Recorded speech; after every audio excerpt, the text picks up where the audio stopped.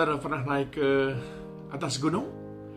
Kalau saudara pernah naik ke gunung, saudara pasti tahu bagaimana indahnya rasanya melihat dari atas ke bawah.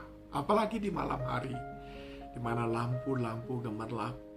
Ketika saya berada di Bukit Gundaling yang pendek saja, dari sana saya menatap Brastagi di malam hari. Itu pun rasanya sudah sedemikian indah. Apalagi ke gunung yang lebih tinggi, saudaraku.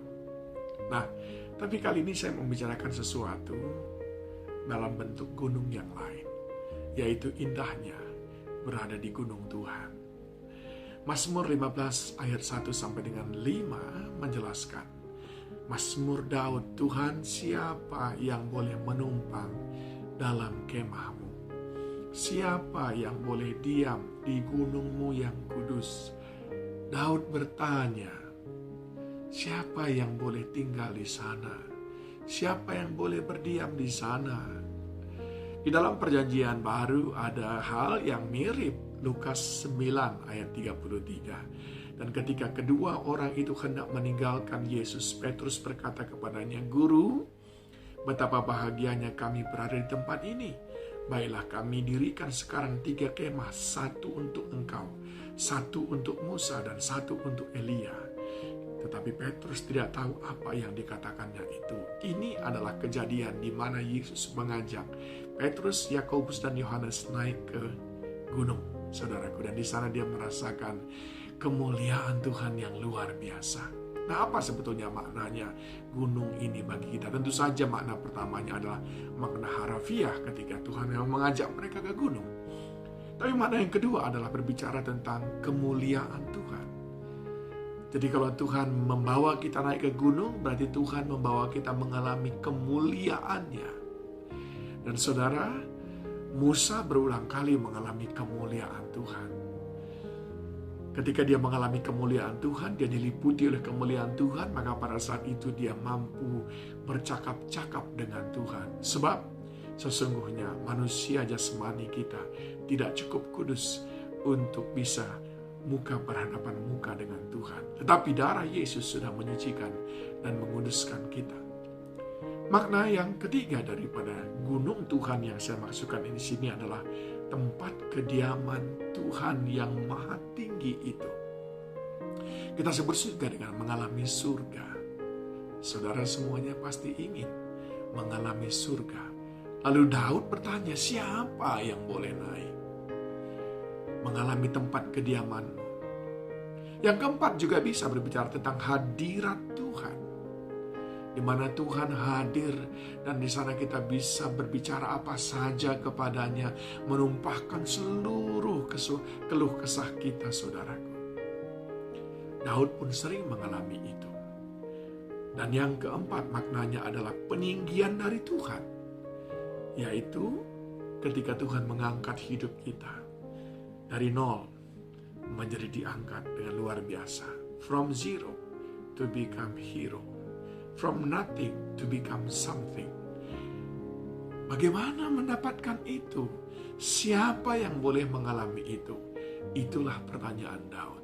Lalu, apa yang dijawab oleh Tuhan?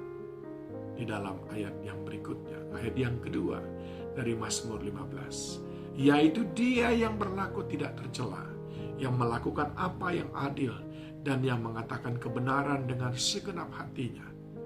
Ayat berikutnya, yang tidak menyebarkan fitnah dengan lidahnya, yang tidak berbuat jahat terhadap temannya, dan yang tidak menimpakan cela kepada tetangganya. Lalu yang memandang hina orang yang tersingkir, tetapi memuliakan orang yang takut akan Tuhan, yang berpegang pada sumpah walaupun rugi. Lalu ayat berikutnya, yang tidak meminjamkan uangnya dengan makan riba, dan tidak menerima suap melawan orang yang tak bersalah. Siapa yang berlaku demikian tidak akan goyah selama-lamanya. Nah, kesimpulannya saudaraku, siapa yang berdiam di hadirat Tuhan? Siapa yang mengalami kemuliaan Tuhan?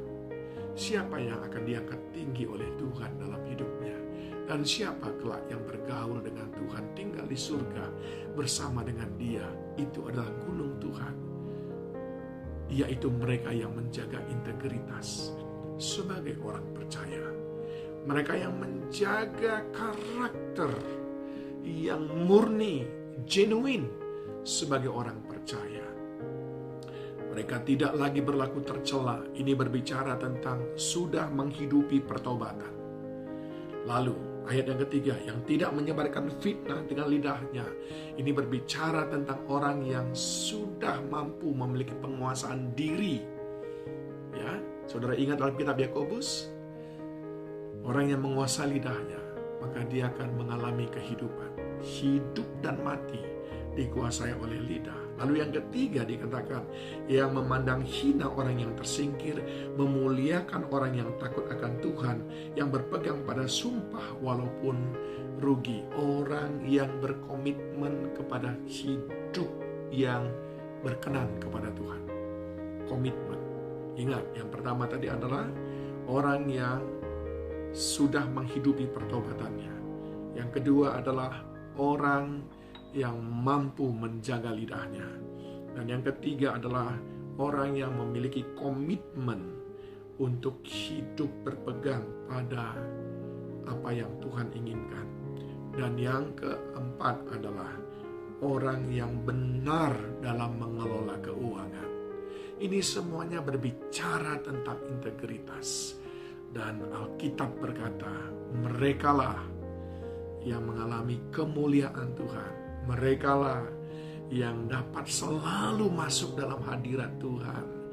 Merekalah yang diangkat tinggi oleh Tuhan. Merekalah mengalami surga yang berkemenangan, surga yang penuh sukacita bersama dengan Tuhan. Rindukah saudara? Bukankah Daud berkata, sungguh indah dalam gunung kudus Tuhan. Petrus berkata, betapa indahnya. Yakobus dan Yohanes mengalami hal yang sama. Tidakkah saudara merindukan itu? Mari hidup dalam integritas sebagai orang percaya. Tuhan Yesus menolong kita.